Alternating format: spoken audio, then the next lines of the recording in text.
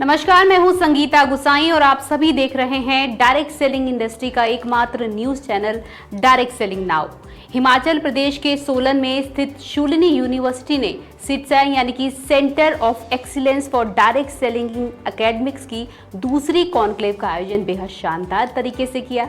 सिटसा के कर्ताधर्ता डॉक्टर कमलकांत वशिष्ठ जी ने सभी सम्मानित अतिथियों का स्वागत किया और सिटसा की शुरुआत करने के पीछे उनका क्या उद्देश्य था, इस बात पर भी रोशनी डाली। उन्होंने बताया कि कई साल तक डायरेक्ट सेलिंग करने के बाद जब उन्हें इस बात का एहसास हुआ कि इंडस्ट्री में एजुकेशन की सख्त ज़रूरत है और इंडस्ट्री की छवि को बदलने की ज़रूरत है, तब उन्होंने डायरेक्ट सेलिंग में एजुकेशन को लाने की ठानी और ऐसे ही शुरुआत हुई डायरेक्ट सेलिंग में डिप्लोमा कोर्स की, जो आज ऑनलाइन MBA और BBA कोर्स भी शुरू हो चुका है। पिछले 10 सालों से डायरेक्ट सेलिंग में रिसर्च कर रहे डॉक्टर कमलकांत वशिष्ठ ने इस बात को भी समझा कि इंडस्ट्री में एक ऐसे आयोजन की ज़रूरत है जिसके माध्यम से न केवल डिस्ट्रीब्यूटर बल्कि कंपनी के स्टेक होल्डर से भी बात की जाए। इसी सिलसिले में सिटसा का गठन किया गया। सिटसा के मिशन और विजन पर बातचीत करते हुए डॉक्टर वशिष्ठ ने बताया कि इसका मकसद डायरेक्ट सेलिंग इंडस्ट्री को प्रॉफिटेबल बनाने के साथ साथ 2030 तक करियर ऑप्शन के रूप में तैयार करना है।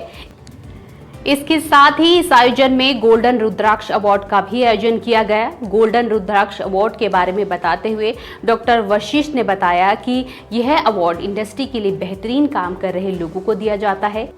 इस साल इस अवार्ड के हकदार बने डॉक्टर सुरेखा भार्गव, श्री राजीव गुप्ता, श्री TC छाबड़ा और श्री विवेक कटोचे। सिटसा जो centre of excellence for direct selling in academics है, ये क्या कर रहा है?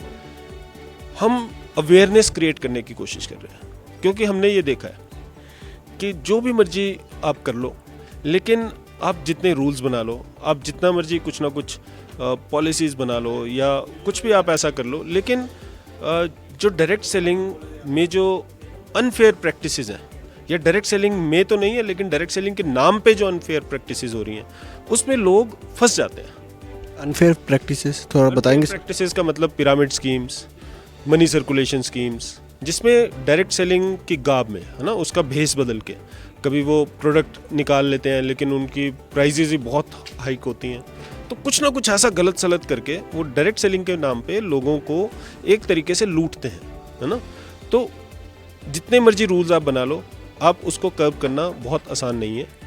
आप उसको कर्ब तभी कर सकते हो अगर लोगों के अंदर अवेयरनेस हो। जिस दिन आदमी समझ जाएगा कि यार एक डायरेक्ट सेलिंग में, जेन्युइन डायरेक्ट सेलिंग में और एक पॉन्जी स्कीम में क्या फ़र्क है, तो वो एक इन्फॉर्म्ड डिसीजन लेके यहाँ पर आएगा। अभी क्या दिक्कत है कि डायरेक्ट सेलिंग और पॉन्जी स्कीम का जो फ़र्क है वो सिर्फ उनको पता है जो कि डायरेक्ट सेलिंग में इन्वॉल्व है, लेकिन जो नया आदमी है, जो डायरेक्ट सेलिंग ज्वाइन करने वाला है, उस तक ये अंडरस्टैंडिंग है नहीं। उस तक अंडरस्टैंडिंग पहुँचने का एकमात्र तरीका एकेडमिक्स है, उस तक पहुँचने का एकमात्र तरीका रिसर्च है, उस तक पहुँचने का एकमात्र तरीका अवेयरनेस है। तो सबसे पहले जब भी कोई व्यक्ति, कोई डायरेक्ट सेलर या कोई नया व्यक्ति इस कोर्स को लेगा और इसमें हम जो स्पेशलाइजेशन कोर्सेज ऑफर करेंगे, तो सबसे पहले जो चीज़ होगी वो ये होगी कि उसको ये समझ में आएगा कि एक सही कंपनी कौन सी है, गलत कंपनी कौन सी है। अगर वो किसी कंपनी से एसोसिएटेड है, उसको समझ में आएगा कि क्या मैं सही कंपनी में हूँ या नहीं हूँ, राइट। और अगर वो सही कंपनी में है तो उसे ये समझ में आएगा कि इस कंपनी में अगर ग्रो करना है तो कैसे ग्रो किया जाएगा, क्या काम करने पड़ेंगे और क्या काम करने के क्या रिजल्ट उसको मिलेंगे। तो ये सारी चीज़ें हम पैकेज बना के एक कोर्स में डालते हैं। हिस्ट्री क्या है डायरेक्ट सेलिंग की, कॉम्पनसेशन प्लान किस तरीके के हैं, कौन सा कॉम्पनसेशन प्लान ज़्यादा प्रॉफिटेबल है ना, और कौन कौन से मेजर स्टेक होल्डर्स हैं, ये सारी चीज़ें हम कवर करते हैं इसके अंदर, राइट। रूल्स क्या बोलती हैं, रेगुलेशंस क्या बोलती हैं, तो ये सारी चीज़ें हम इसमें कवर करते हैं। सबसे ज़रूरी सवाल सर, आप ये गोल्डन रुद्राक्ष अवार्ड आपने शुरू किया पिछली बार से, और आप इंडस्ट्री के अंदर जो आप क्या बोलते हैं टॉर्च बियरर्स जो हैं उनको आप सम्मानित करते हैं, ये क्या है सर? ये एक पर्सनली हम एज ए मीडिया हाउस आपसे जानना चाहते हैं, और इसके पीछे आपकी क्या वो सोच है और क्या आप वो सोच लेके चल रहे हैं? देखिए सर, मैं आपको इसका थोड़ा सा हिस्ट्री बताता हूँ। 2013 में लेट प्रेसिडेंट अब्दुल कलाम जी हमारी यूनिवर्सिटी में आए। मेरे लिए पर्सनली मैं उनको हिंदुस्तान का सबसे ज़्यादा रिस्पेक्टेड आदमी मानता हूँ। मेरे मन में अथाह उनके लिए श्रद्धा है।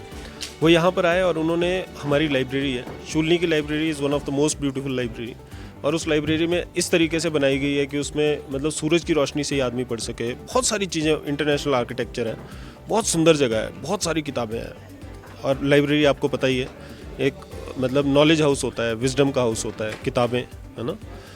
तो सरस्वती के आंगन में उन्होंने वो एक रुद्राक्ष का पेड़ लगाया, अब्दुल कलाम जी ने। तो पहली बात तो कलाम जी ने लगाया, दूसरी बात पुस्तकालय के सामने लगाया, तीसरी बात रुद्राक्ष का पेड़ लगाया।